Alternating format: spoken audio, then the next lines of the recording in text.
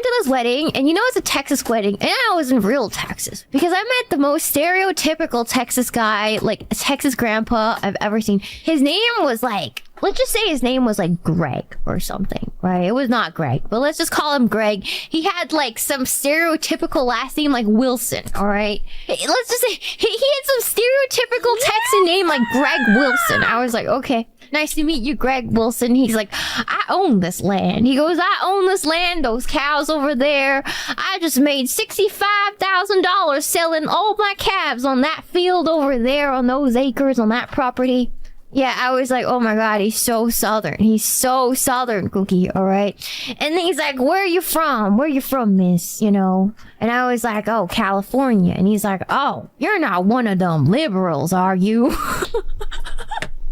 was like, I'm in real country now, baby! What an opener! I'm like, oh, damn, I'm in Texas! I'm like, oh my God! And his wife comes out. His wife comes out. Her name is like Maribel or something crazy Southern. And she's like, oh, don't mind him. Oh, you don't know who you're talking to, honey. You should really be careful. You don't know who you're talking. You can't assume that about people. It was so fun.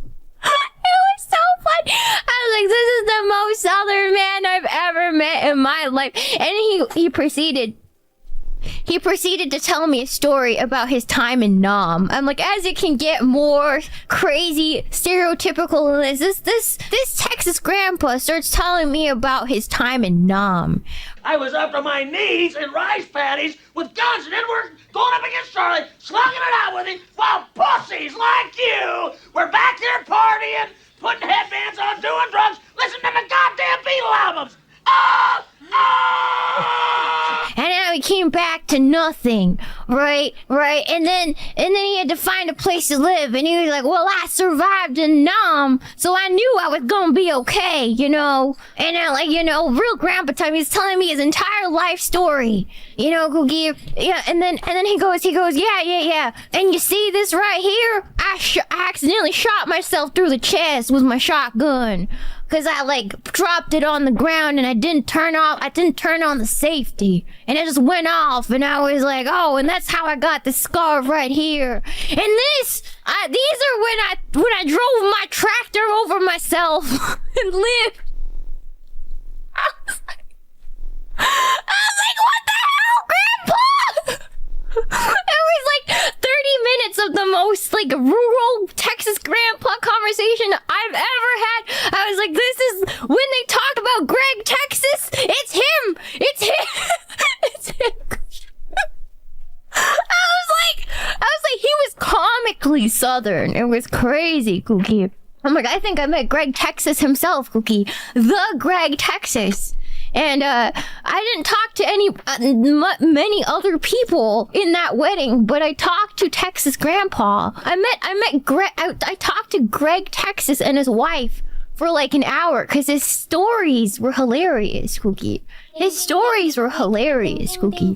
You know? A living stereotype. I met the most stereotypically Texan man I've ever seen in my life. And he kept complaining. He was like, you know, these are my lands. And I've got these Californians coming in here trying to buy all this place up for data centers. And he's like ranting to me about like data centers. Taking up his cow land, you know, Cookie. I was entertained. I was entertained, Cookie. It was great. It was great. It was great. He was like the highlight of my time at that wedding, Cookie. I was like, man, I love hearing about this guy's life. He's so different than anything else I've experienced. I was just like, tell me more, Grandpa. Truman was too much of a pussy wimp to let MacArthur go in there and blow out those commie bastards. Tell me more. Tell me more, Cookie. Anyways, I loved hearing Greg Texas's stories, you know, it was great. I love talking to grandpas. They have the darnest stories, Cookie. You know, like I was enthralled by his by his life stories. I was like, it's Greg Texas himself. That's crazy, Cookie. Yeah. And then also his wife is the kind of like girl. She's the kind of lady that you could tell used to be very beautiful in her youth. You know. Anyways, yeah. So that was fun, Cookie. I love talking to Greg Texas, Grandpa. He was great. Anyways, yeah, a real Southern belle, you know, Cookie. Yeah. Apparently, he told me how he met her, and it was really cute because he told me he's just been freshly divorced, you know.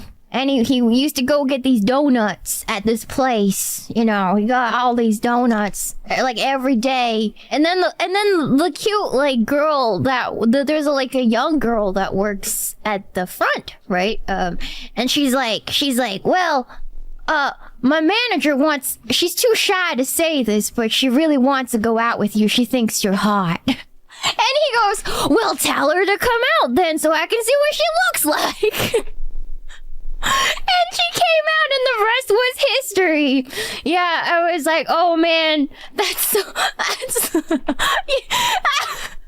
well, I'll be damned. I know, Cookie. I know. It was great. Yeah, and then I absorbed some of his vocabulary. I asked, because I was in Texas for a couple days up until then.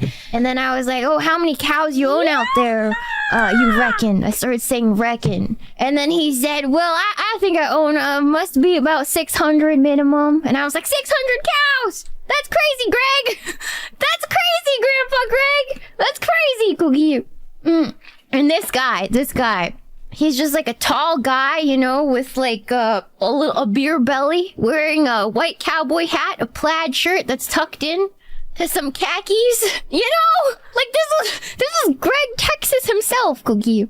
Like a real cowboy grandpa, Cookie. Yeah. Anyways, yeah. The classic, the real Texas fit. Yeah, I met Greg Texas himself, Cookie. Yeah. It was so funny. Yeah.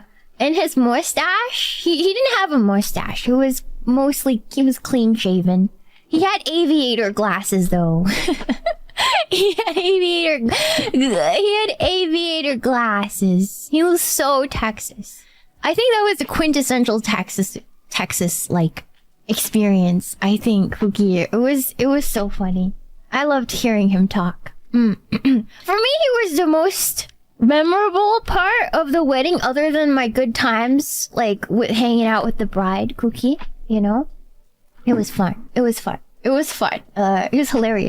It was so funny because there were some wedding guests from like where I live, like California, and when I brought up Grandpa Greg, I was like, Grandpa Greg's hilarious. And then they had this look in their face like, oh yeah, like his jokes are a little. I'm like, I don't know. I think his jokes are really fun.